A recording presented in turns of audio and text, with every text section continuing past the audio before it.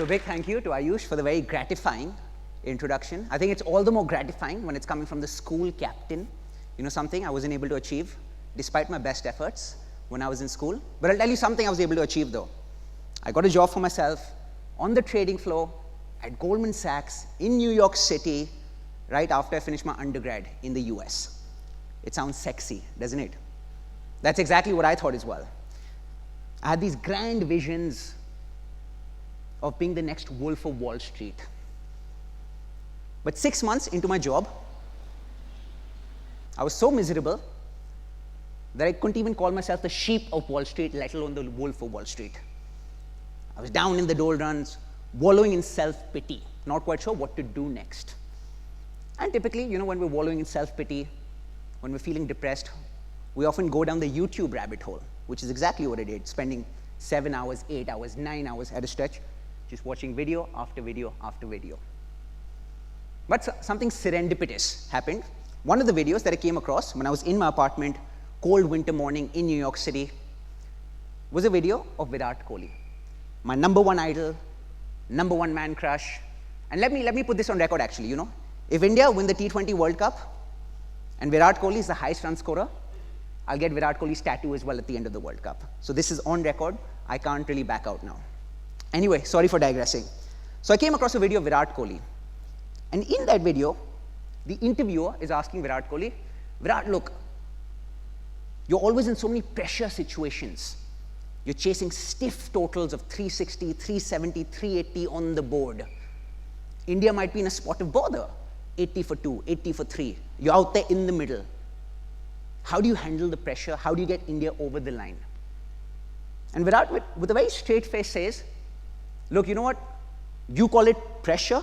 I look at that as an opportunity. I don't view that as pressure. It's an opportunity for me to stand up and be counted, rise to the occasion, and get India over the line, which ends up happening more often than not. And that sort of lit a spark in me. I was like, you know, coming from a number one idol, that cultivated some sort of a mini epiphany within me. And I felt, look, instead of viewing my circumstances, the fact that, you know, I despised my current role at Goldman Sachs as an obstacle, as pressure, why not view this as an opportunity for me to actually pivot to a different role within the same firm? And that's exactly what I did. Over the next few weeks, I planned and plotted a move to the investment banking division at Goldman Sachs, a more coveted division, a more desired role. Fast forward now to early 2018. I think some of you might have heard of the H-1B visa. So it's a visa or a work permit that non-immigrants in the US need to prolong their stay in the US. And it's a funny way in which this visa works. It's a lottery system. So you know, if you get the rub of the green, if the odds are in your favor, you end up getting it. If not, then that's the end of your stay in the US. And unfortunately, or perhaps fortunately, in hindsight, I did not end up getting the H-1B visa. I did not get picked in the lottery system. And so I knew that I had to leave the United States very, very soon. Again, I was in my apartment, soul searching, thinking about what to do next. And that's when I felt, instead of actually looking at this as a setback, can I view this as an opportunity? The fact that I was spending time with myself, being in this quote-unquote precarious situation, forced me to put on my thinking cap. And then I asked myself, mate, and the reason I say mate is because I'm wannabe British, you know, my alter ego is British. I said, mate, do you actually even want to continue in investment banking? You're losing so much sleep about, you know, what do you do next? Do you move to a different country? Do you move to a different location? Will the firm accept your proposal to move you to a London office or an India office? But do you actually want to continue in investment banking? Yes, I enjoy talking about finance, but the amount I enjoy talking about finance pales in comparison to the amount I enjoy talking about sport. So instead of wooing clients talking about finance, why not woo sports lovers talking about sport, which is by far my number one interest ever since I was in my diapers. And so that's when I was like, look, let's just make a move back to India. Let's part ways with the world of investment banking. We'll figure something out. So I took a gamble, moved back to India in July of 2018. Kept knocking on lots of doors, lots of sports media companies. Hey, look, I can talk about sports. I love sports. Please give me a chance. No opportunity came my way, nothing at all. For 6 months, I was on the sidelines, unemployed. But I never lost the hope, only because instead of looking at this as pressure or a setback, I looked at this as an opportunity. And my mindset or my attitude was such that I felt the longer I went without getting an offer, the closer I was to actually getting one. And what often happens is, whenever you view something as an obstacle, you feel mentally shackled. It stifles you, it paralyzes you, because it's an obstacle. But when you view something as an opportunity, it charges you up, it amps you up, it galvanizes you. And that's exactly what happened with the Kolkata Knight Riders as well. I recently worked with them as an anchor, as the KKR insider during the recently concluded IPL. We all know, or I think most of us do know, they were down in the doldrums after the first phase of the IPL. Just 2 wins out of 7. We were second from bottom, and no one, absolutely no one, gave us a chance to make a resurgence, to make a comeback in the second phase of the IPL. Now, I was part of the KKR bubble, and I was present during practice. This was the first practice session before the start of the second phase of the IPL. And I still remember, I was near the team huddle, and Brendan McCullum, the head coach of KKR, was delivering his team speech. And he said, lads, 2 wins out of 7 after the first half of the IPL. We've got nothing to lose, absolutely nothing to lose. So just go out there, express yourself, and have fun. Look at this as an opportunity to rectify the mistakes that you made in the first half of the IPL, not an obstacle. No one's expecting us to deliver, so there's no downside whatsoever. There's only upside. We can surprise the others. We can surprise the doubters. And so KKR, in the second phase of the IPL, played with this freedom, as a result of which they came that close to winning the IPL miraculously after being absolutely down in the trenches and the doldrums after the first phase of the IPL. When you think of KKR, you think of someone like a Venkatesh Iyer, sensation, bursting onto the scene during the second phase of the IPL. Playing for the first time, mind you, but still being by far the best performer for the team and one of the best performers in the IPL in the second phase.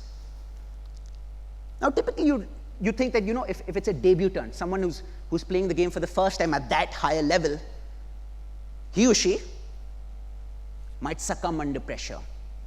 When he or she is walking out to the middle to bat, he or she might feel, what if I fail? What if I get out for a 0? Will I even play the next match? But as someone who got a chance to rub shoulders with Venkatesh Iyer, his attitude was completely different, despite the fact that he barely had any experience playing at the highest level. His attitude was, what if I score a 50? What if I score 100? As opposed to, what if I get out for a duck? The picture you see on the left is after he made his debut, scored a sensational 50 on his debut. Don't remember too much else from that night, because only one of the people in that picture is sober. The picture you see on the right, I had to be sober, I was interviewing him. But yeah, getting a chance to rub shoulders with Venkatesh Iyer taught me a lot about his mindset and the mindset of high performers. And in general, in a nutshell, if I had to sum up the mindset of high-performing individuals, I'd say, sometimes we might feel, from the outside, we might feel like, these guys are perfect. They wear this cloak of invulnerability. They're infallible. But that's far from the truth. They're fallible. They're mortals. They're like all of us.